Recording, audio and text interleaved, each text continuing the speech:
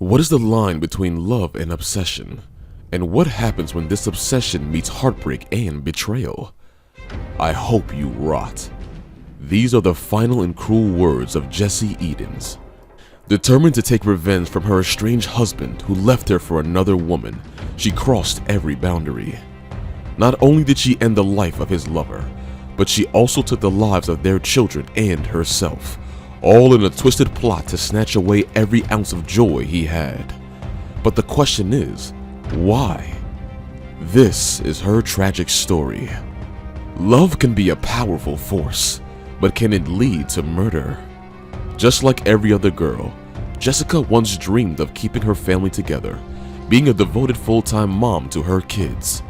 But her dreams crumbled when her husband, Benjamin Edens, the love of her life, started distancing himself and finding comfort in another's arms. Watching someone you love slip away from you into someone else's embrace is incredibly painful.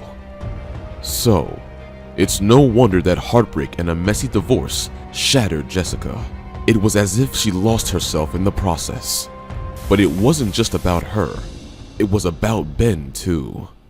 In court, Benjamin revealed how their marriage had turned loveless, with him sleeping on the couch most nights and leaving their family home in April.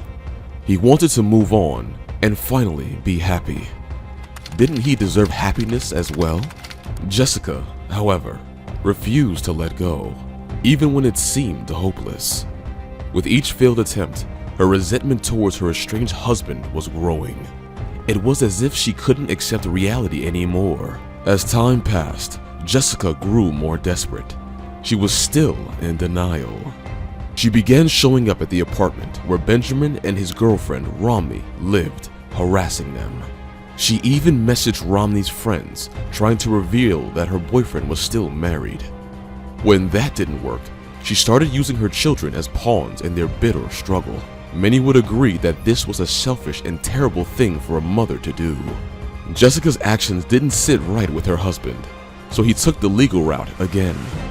He fought for the right to spend time with their kids in court. Eventually, Ben Edens was granted standard visitation rights, allowing him to see his children regularly. He accused Jessica of using their children as tools in their fight, which made the whole situation even sadder and more complicated. Jessica was burning with fury. It wasn't just a quest for love anymore. It had turned into a full-blown obsession.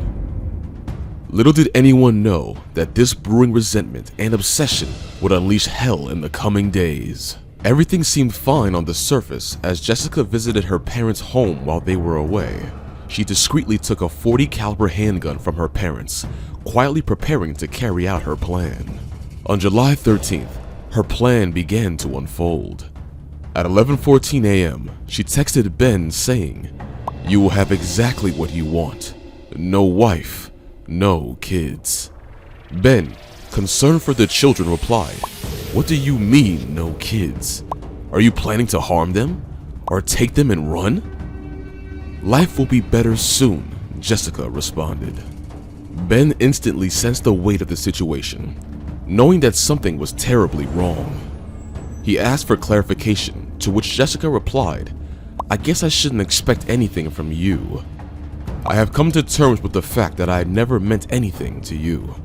I'm just so tired of being in pain." These creepy messages were just the beginning. Ben quickly reached out to Jessica's mother, Leslie Mitchell, sharing his worry about Jessica and their children. But it was too late now.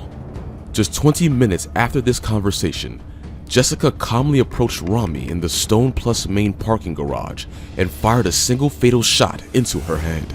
She killed her husband's lover, the person she believed had caused her all this pain.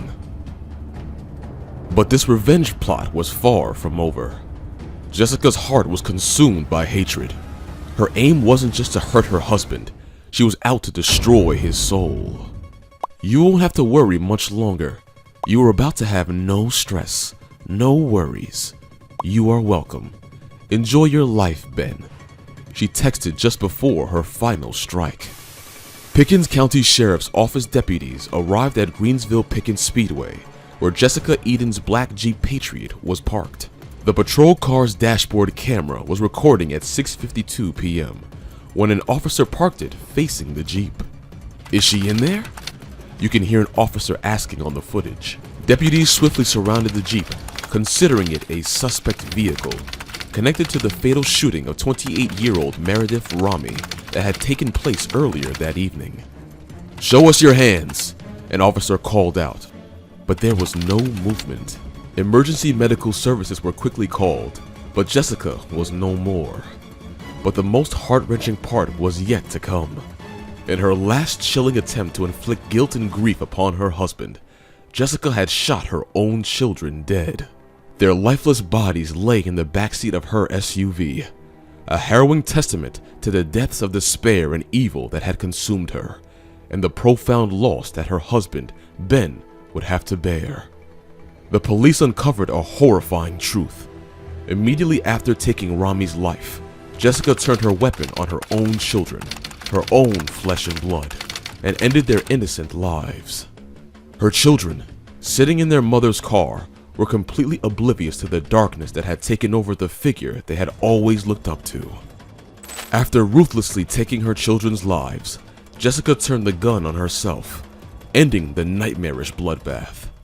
She had taken her revenge, but at what cost? The lives of her own children? Inside the vehicle, 3 suicide notes were discovered by the police.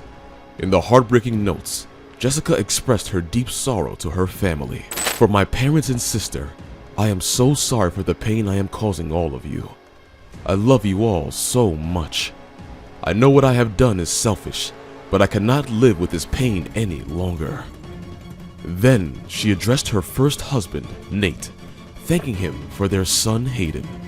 Lastly, her words turned to Ben. "To Ben, you have caused me more pain than I have ever been in my life. You have caused my children pain. I hate you. I hope you rot one day for what you have done to me and my kid. You can no longer hurt us. We are at peace. I hope you live with pain and shame and guilt for the rest of your life. And I hope that every time you look at your whore, you know that you and her did this. Live with that, both of you." Jessica Edens' case is a tragic one. It is clear that her mind couldn't handle the emotional pain. Had she received the support she required, things might have turned out much different.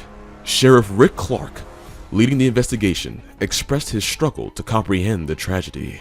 He emphasized the need to provide help and solutions to those who feel their only way to peace is ending their lives.